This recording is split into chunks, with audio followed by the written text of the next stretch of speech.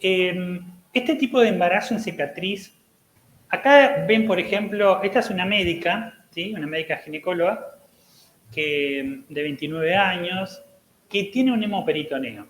Y acá hay algo importante. Por ejemplo, en la guía americana indican que cuando esto se complica, por ejemplo, esta señora estaba en tratamiento con metotrexate, ya directamente el tratamiento es una histerectomía. Entonces yo pregunté por qué. Y me dicen, bueno, porque la paciente está descompensada hemodinámicamente. A lo cual yo le digo, bueno, en el caso este, lo que uno hace es nuevamente lo mismo para repetirlo 70 veces en el día, comprimo la aorta, se realiza la reposición volumétrica y después se realiza la cirugía conservadora. ¿Sí? Fíjense que acá se hace una resección en bloque. ¿Cuál es el tema? Lo mismo que en la cirugía de placenta ácreta, la disección de la vejiga y la disección de los paramétricos. Se hace la resección y ¿cuál es el estado nuevamente? Bueno, acá ven que esto se hace un control a los 6 meses, como quedó la pared anterior, ¿sí? Por resonancia magnética. Y esta es la misma paciente cuando se embaraza nuevamente. Ustedes miran el estado de la pared y es un estado completamente normal. Entonces, nosotros, por ejemplo, las mujeres que tienen embarazos, obviamente grandes, se detectan grandes, y tienen deseo de gesta futura, se hace directamente esta cirugía de resección. Esto se está haciendo en distintos lugares del mundo y ustedes saben que hay casos inclusive de pacientes que han tenido complicaciones con dosis de metotrexate, pero ¿qué es lo que pasa, por ejemplo, cuando se hace ese tratamiento conservador cuando se emboliza? En general, la embolización es complicada y van a ver que tiene una tasa bastante alta de complicaciones, ¿no? En realidad de recidiva. ¿Por qué? Porque, lo que explicamos ayer, la circulación no proviene de la arteria uterina. Entonces, cuando uno hace este tipo de cirugía, ¿sí? Tiene que ver un poco lo que se dijo ayer, dónde está ubicado este embarazo, y este embarazo en general está ubicado en el nicho. Hay una cantidad de, digamos, de trabajos, yo mismo realizo cirugía, digamos, de reparación de estos nichos. Es todo un tema, ayer se habló justamente de lo que es el aumento de la operación cesárea, y se ha estado trabajando no en reducir la operación cesárea, sino en reducir las consecuencias, o sea, la presencia de estos nichos, y es realmente bastante interesante todo lo que se ha hecho. Ahora, ustedes se encuentran, obviamente, con la disyuntiva cuando llega un paciente de decirle, bueno, ¿qué tipo de tratamiento? Y se sabe que hay casi 17 tratamientos publicados respecto a esto. Hay embolización, hay legrado. Lo que sí se aconseja, obviamente, es no realizar legrados en este tipo de pacientes porque obviamente existen complicaciones. Hay muchas pacientes que reciben 1, 2 dosis de metotrexate. En general, ustedes saben que esto está relacionado a embarazos más chicos. Entonces, uno tiene que medir qué riesgo va a tener esta paciente. Si son embarazos grandes en los cuales pueden sangrar, muchas veces a estas pacientes se le dice, bueno, la única opción es la histerectomía. Hace un tiempo he empezado a tratar pacientes, por ejemplo, que han tenido recidiva de embarazo ectópico en la cicatriz, que se han tratado con metotrexate, y esto también se ha visto por qué ocurre, y el defecto en la cicatriz tiene una cantidad de colágenos muy importante, y especialmente uno que se desarrolla en esto, que es el colágeno 5, que tiene una predisposición a que se vuelva a pegar el embarazo en la herida. Por eso, las series reportadas son de aproximadamente 30-40% de recidiva cuando se hace tratamiento óptimo, o tratamiento médico. Entonces, fíjense este caso. ¿Sí? En este caso en especial, miren la imagen de la izquierda, es una resonancia magnética. Se dijeron, bueno, cuello completamente involucrado, no hay ninguna posibilidad de hacer nada. Sin embargo, cuando ponen atención, hay tejido. Esto lo que pasa es que se abre de esta manera. En los dos embarazos estos, por ejemplo, eran pacientes que tenían deseo de gesta futura, pero se les había dicho que no había. Pero miren ahí cómo se encuentra el tejido. ¿Sí? El tejido sano está. Entonces, así como ocurre en la placenta ácreta, ¿sí? Este defecto que les decía que se produce en mujeres que han tenido embarazos es lo que se trata de hacer en el tratamiento quirúrgico. No solamente evacuarlo, sino sacar ese tejido cicatrizal para tratar de que no tenga una recidiva. Bien. A ver si funciona el video. Ahí está. Fíjense este caso, esto es un saco post cesárea, ¿sí? Ahí se está haciendo la resección. Esta resección la está haciendo el residente de tercero. Se evacúa todo ese sector. Fíjense cómo se expuso completamente la vejiga. Se saca. Y acá hay que tener en cuenta varios factores. En general, uno tiene que unir tejido sano con tejido sano para tener, obviamente, el mejor efecto. Se saca todo ese tejido residual. Siempre se manda a investigar. Pero la cirugía, en realidad, no es tan complicada. Igual vamos a mostrar algunos ejemplos para que ustedes vean qué es lo que pasa en otro tipo de circunstancias. ¿Sí? Se realiza un segundo plano. Todas estas mujeres se embarazaron, todas se embarazaron.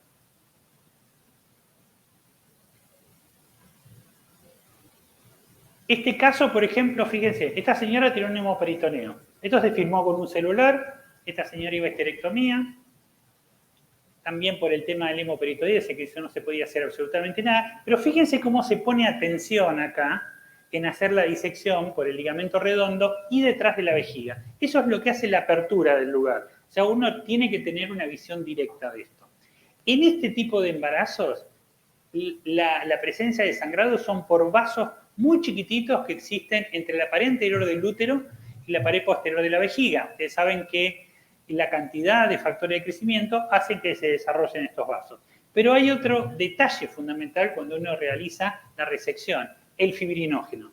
Y lo vuelvo a decir, la liberación de tromboplastina después que se produce la evacuación. Y respecto a esto, hemos visto o tratamos de ver si existía alguna relación entre el tamaño y la caída del fibrinógeno. Lamentablemente no.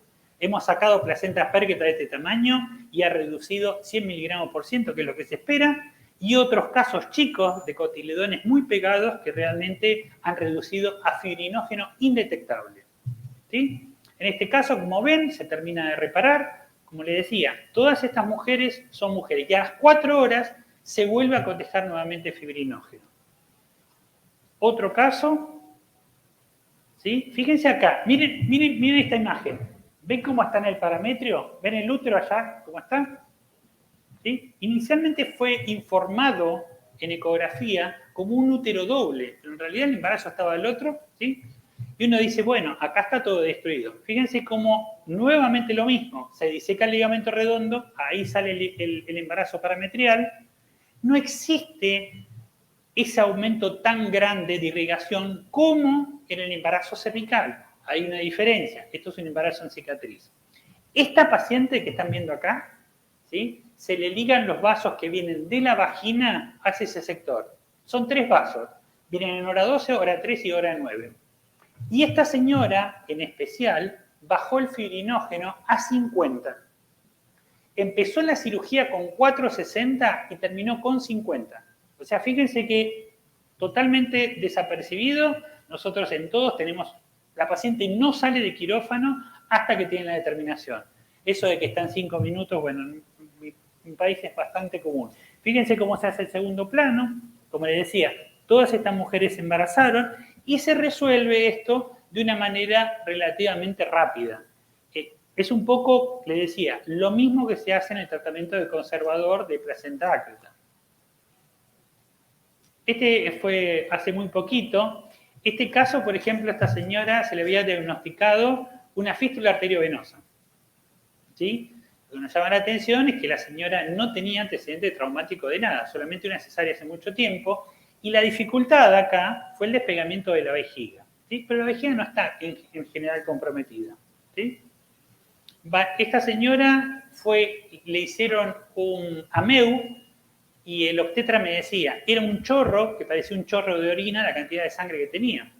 Y ellos planifican hacer un legrado bajo control ecográfico, pero al recibir la resonancia y vieron, o supuestamente, malformación arteriovenosa y decidieron parar, obviamente, ¿no?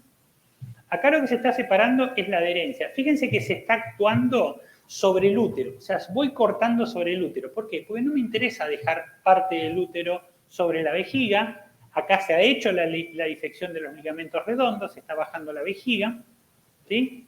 Y en determinado momento, cuando uno se encuentra que esto puede ser más adherente o menos adherente, realmente este fue adherente, fíjense cómo se saca todo el contenido, ¿sí? Que era bastante importante. Pero quiero que vean más que nada, cuando se reseca la pared anterior, cómo queda como si fuera una primer cesárea. Otra cosa que inicialmente cuando se empezó esto decían, no, pero no se puede hacer esta cirugía en un útero chico. El tema es que para hacer este tipo de cirugía, el paso fundamental es justamente la disección de la vejiga. Fíjense acá cómo se reseca el tejido inferior. Acá hay que ser muy prolijo, por ejemplo, en resecar todo ese tejido enfermo. ¿Sí? Esta señora, por ejemplo, esta se operó en el interior de la Argentina, se comenzó con un fibrinógeno de 470 y se terminó con 110. 110 indica, no puede salir del quirófano sin recibir fibrinógeno. En este caso en especial se dieron 2 gramos de fibrinógeno liofilizado. Fíjense cómo se recortan los tejidos, pero vean que no hay un sangrado significativo en esta paciente. Por eso le decía que es muy diferente así cuando ocurre un embarazo cervical, donde uno tiene que ir mucho más abajo, y lo mismo pasa en las placentas secretas cuando está invadido el cuello. ¿Sí? Todo ese tejido enfermo. Esta no está embarazada porque se operó el otro día. Pero en realidad, esto se está viendo mucho, ¿saben dónde? En China. En China tiene una experiencia bastante grande en lo que es la resección quirúrgica. Y entonces uno dice, bueno, a nivel de complicaciones, ¿yo tengo que hacer metodexate? No, pero esto nosotros lo reservamos para pacientes, por ejemplo, que tienen deseo de gesta futura. Tampoco hay que hacer embolización, tampoco es necesario hacer embolización. Pero cuando uno revisa, como le decía, el tema de embolización, en general hacen una repermeabilización a la semana y empiezan a perder. Y nuevamente le decía lo mismo. ¿Cuál es el inconveniente técnico para la obstetra? Justamente el tema de la disección. Por eso, con Álvaro hemos tratado, nosotros hemos hecho inclusive por vía telefónica, disecciones, ¿sí? Él ha hecho en autopsia. Entonces, se hacen cursos de cadáver fresco justamente para el entrenamiento del obstetra en estas circunstancias. Ahí se eliminan los restos y ahora se va a empezar a hacer la sutura. Pero fíjense que ahí solamente se ligaron los vasos de la vagina. No tiene absolutamente nada. No está embolizada, no tiene absolutamente nada. ¿Sí? Te realizan 2 planos, la vejiga no se tocó. Si hubiese, como le decía, que tocar vejiga no hay ningún problema. Pero lo que preferimos cuando está adherida es dejar esa pared anterior o ese resto de saco anterior sobre la superficie vesical. Perdón. Fíjense este caso donde dice UT es el útero, y miren la isla de útero que tienen acá. ¿Sí? Eso fue una señora que tenía una doble dehiscencia. En nuestro país, por ejemplo en Buenos Aires, hay una gran cantidad de judíos ortodoxos. El judío ortodoxo usted le dice, ¿qué quiere? ¿Morirse o conservar el útero? Conservar el útero, doctor. Ninguna duda. Tienen una gran deseo de gesta futura. Entonces, esta señora que necesitaba, por ejemplo, un sistema de alta complejidad, nadie le quería hacer una inseminación. Pero fíjense ustedes en el medio cómo está el útero. ¿Sí? ¿Puedes apretar play en el video? Este no estaba en automático, creo. Ahí está. Entonces se hace mucho, y mientras va este video les voy contando algo del tema reparación. Hace unos años atrás, en el año 90, la doctora Olga Vikareva, en Malmö, en Suecia, vio que hay mujeres que se le realiza una cesárea y a los meses se abre sola. Y uno dice, no tuvo hematoma, no tuvo absolutamente nada. ¿Por qué se abre sola? Bueno, no tuvieron una explicación y vieron que la única diferencia eran mujeres que tenían un trabajo de parto prolongado. En la segunda parte hicieron un trabajo en el cual, tomando como punto de referencia la reflexión de la vejiga, hacían la cesárea 2 centímetros para arriba o 1 centímetro para abajo. ¿Qué vieron? Esto se hizo un estudio sobre 150 casos, que las pacientes que tenían la cesárea hecha por debajo tenían un 70% de nichos grandes. Y las que estaban por arriba tenían el 15%, pero vuelta a lo mismo. ¿Por qué se produce esto? En este momento se está haciendo un estudio colaborativo entre Francia y Alemania sobre 20.000 pacientes randomizadas. ¿Recuerdan cuando existió el tema de la episiotomía, la cantidad de pacientes, cuáles sí, cuáles no? Bueno, es parecido. ¿Por qué? Porque se quiere determinar de todas las cosas que se hicieron con la cesárea, si yo opero con la mano derecha, si comí antes, si comí después, hicieron de todo. Lo único que no se hizo es establecer el lugar de la cesárea. Pero ¿por qué se abre? Bueno, como les decía, hay varias gente que está investigando esto en el mundo y lo que hemos encontrado es lo siguiente.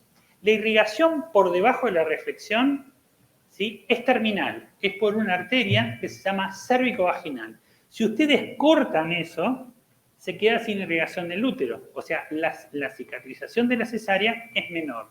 Solamente tiene un 15% de anastomosis desde la arteria vaginal. ¿Qué pasa cuando se hace en el sector superior? Están anastomosados con la arteria uterina en el 100% de los casos. En las señoras judías ortodoxas que planifican tener muchos chicos, tenemos casos de 13 cesáreas sin ningún nicho. Nada. Entonces la cicatrización evidentemente es diferente. Hay uno de los problemas que es técnico. ¿Cómo determina un obstetra cuál es el nivel donde tiene que realizarlo? También se resolvió. Cuando ustedes disecan el peritoneo que está sobre el útero y ese peritoneo hacia el sector cefálico se hace adherente, ese es el límite superior del segmento uterino.